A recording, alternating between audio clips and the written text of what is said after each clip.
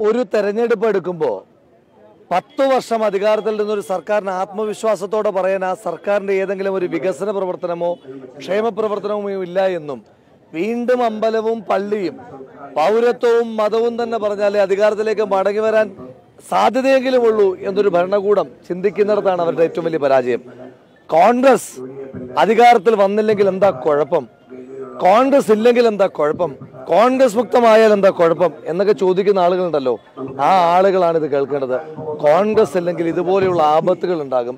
കോൺഗ്രസ് ഇല്ല എങ്കിൽ പൗരന്മാർ മതത്തിന്റെ പേരിൽ വിഭജിക്കപ്പെടും. കോൺഗ്രസ് ഇല്ല എങ്കിൽ രാജ്യം മതത്തിന്റെ പേരിൽ കീറി മുറിക്കപ്പെടും. അപ്പൊ അതുകൊണ്ട് ഈ തെരഞ്ഞെടുപ്പിനെ മതത്തെ ഉപയോഗിച്ചുകൊണ്ട് ജയിക്കുവാൻ നോക്കുമ്പോൾ രാജ്യത്തിന് വിശാലമായ താല്പര്യം മനസ്സിലാക്കി കോൺഗ്രസ് അധികാരത്തിൽ മടങ്ങി വരേണ്ടതിന്റെ പ്രാധാന്യം നിങ്ങൾ കേട്ടില്ലേ?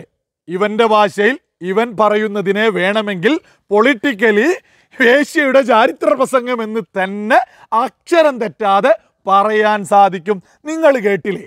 അതായത് മതം വെച്ചിട്ടാണ് വോട്ട് വാങ്ങുന്നത് എന്നൊക്കെയാണ് വിളിച്ചു പറയുന്നത്. ആരാണ് യഥാർത്ഥത്തിൽ മതം വെച്ച് വോട്ട് വാങ്ങാൻ ഇവിടെ മത്സരിച്ചുകൊണ്ടിരിക്കുന്നത്? അത് ഇന്ത്യൻ നാഷണൽ കോൺഗ്രസ് തന്നെയല്ലേ? നമുക്ക് കേരളം ഒന്ന് എടുത്തു നോക്കാം. ഇവരുടെ മുന്നണിയിലെ പ്രധാനപ്പെട്ട പാർട്ടി ആരാണ്? മുസ്ലിം ലീഗ്.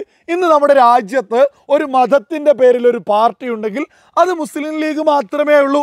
ആ മുസ്ലിം ലീഗിന് കിട്ടുന്ന സകല വോട്ടുകളും രാഹുൽ മാങ്കൂട്ടത്തിന് പുണ്യമായ വോട്ടുകളാണ്. അല്ല, ഇനി നിങ്ങൾ ആരെങ്കിലും കരുതുന്നുണ്ടോ ഹിന്ദുത്വ വോട്ട് കിട്ടിയാൽ കോൺഗ്രസ് വാങ്ങില്ല എന്ന്? ശിവസേന, അതായത് ഉദ്ധവ് താക്കറെയുടെ ശിവസേന കോൺഗ്രസിന്റെ കൂടെയാണ്, കോൺഗ്രസിന്റെ മുന്നണിയിലാണ്. അവർക്ക് കിട്ടുന്ന ഹിന്ദുത്വം പറഞ്ഞിട്ട് കിട്ടുന്ന വോട്ടുകളൊക്കെ തന്നെ പുണ്യമായ വോട്ടാണ്. അതൊന്നും മതം പറഞ്ഞിട്ട് കിട്ടുന്നല്ല. എന്തിനാണ് രാഹുലെ യാതൊരു ഉളുപ്പുമില്ലാതെ ഇമാതിരിയൊക്കെ ഡയലോഗ് അടിക്കുന്നത്? മതം പറഞ്ഞ് വോട്ട് വാങ്ങുന്നതിൽ മുൻപന്തിയിൽ നിൽക്കുന്നത് കോൺഗ്രസ് തന്നെയാണ്. പിന്നെ ഇവിടെ പൗരത്വമൊക്കെ പറഞ്ഞ് ഇതുപോലെ ഒരുപാട് ആളുകൾ പേടിപ്പിച്ചുകൊണ്ടേ ഇരിക്കുകയാണ്. യഥാർത്ഥത്തിൽ പൗരത്വം നടപ്പിലാക്കുന്നതിലൊന്നും രാജ്യത്തൊരു മുസൽമാനും പ്രശ്നമില്ല എന്ന് ഈ പറയുന്ന രാഹുലിന് തന്നെ വളരെ വ്യക്തമായിട്ടറിയും. പക്ഷേ 10-65 വർഷക്കാലം രാജ്യം ഭരിച്ചിട്ട് പ്രത്യേകിച്ച് കോൺഗ്രസ് ചെയ്തത് ഉയർത്തിക്കാണിക്കാൻ ഇല്ലാത്തത് കൊണ്ട് തന്നെ ആ പൗരത്വത്തിൻ്റെ പേരും പറഞ്ഞ് പരമാവധി ആളുകളെ ഭയപ്പെടുത്തി വോട്ട് വാങ്ങാൻ മതം നിരന്തരം പറയുന്ന പാർട്ടിയല്ലേ ഈ കോൺഗ്രസ് എന്ന് പറയുന്നത്? ആ കോൺഗ്രസിന്റെ യുവജന നേതാവ് വന്നിട്ട് വിളിച്ചോണ്ട് പറയുക, മതം പറഞ്ഞ് വോട്ട് വാങ്ങുന്ന ലേശമൊക്കെ ഒരു ഉളുപ്പ് കാണിക്കൂ രാഹുലെ. 10 വർഷക്കാലം നരേന്ദ്രമോദി ഭരിച്ചിട്ട് ഇവിടെ ഒന്നുമില്ല എന്നൊക്കെ പറയാൻ നിങ്ങളെന്താ കണ്ണടച്ചിട്ടാണോ രാജ്യത്തേക്ക് നോക്കുന്നത്? നമ്മുടെ രാജ്യത്ത് അടിസ്ഥാന സൗകര്യമായിട്ടുള്ള റോഡുകൾ പോലും ഈ കാലഘട്ടത്തിലല്ലേ ഉണ്ടായി വന്നിട്ടുള്ളത്. എന്തിനേറെ പറയുന്നു, നമ്മുടെ കേരളത്തിലെ നാഷണൽ ഹൈവേകളൊക്കെ ഒന്ന് നോക്കൂ. ഇതൊക്കെ ഇതിനു മുമ്പേയും ഇവിടെ ഭരണക്കാരൊക്കെ ഉണ്ടായിരുന്നു. അവരൊക്കെ എന്താണ് ചെയ്തിട്ടുള്ളത്?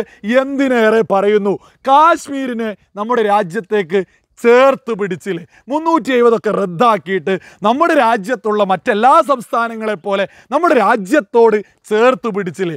അവിടെയുള്ളൊരു മുസ്ലിം യുവതി പോലും, അതായത് മുസ്ലിം യുവതികൾ പോലും അങ്ങ് ലണ്ടനിൽ പോയാലും വിളിച്ചു പറയുകയാണ്, മലാല യൂസഫ്സായിയെ പോലെ ഞങ്ങൾക്ക് രാജ്യം വിടേണ്ട ആവശ്യമില്ല, ഞങ്ങൾക്ക് ശക്തമായിട്ടുള്ള കാവലുണ്ട്, സുരക്ഷയുണ്ട്, ശക്തരായിട്ടുള്ള ഭരണാധികാരികളുണ്ട് എന്ന് മുസ്ലിം യുവതികൾ അങ്ങ് ലണ്ടനിൽ പോയിട്ട് വരെ കാശ്മീരിനെ കുറിച്ച്, രാജ്യത്തെക്കുറിച്ച് വിളിച്ചു പറയുമ്പോൾ യാതൊരു ലജ്ജയുമില്ലാതെ രാഹുൽ പറയുക ഇവിടെ വലിയ പ്രശ്നമാണ്, ഇവിടെ വലിയ വിഷയം വരാൻ പോവാണ് എന്ന്.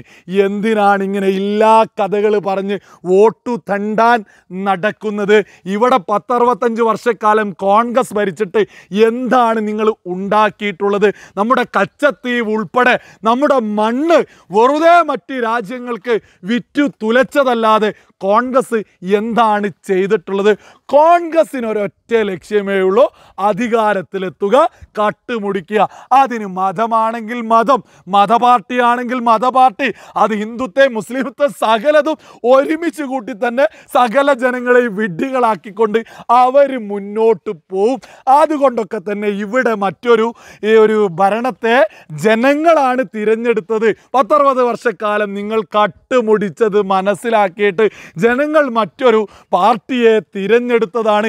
ബോധമുള്ളവർ കോൺഗ്രസിന് വോട്ട് ചെയ്യൂ, മറ്റേത് പാർട്ടിക്ക് ചെയ്താലും ഇതിനേക്കാൾ ഭേദമെന്നുള്ളതാണ് വളരെ വലിയ യാഥാർത്ഥ്യം.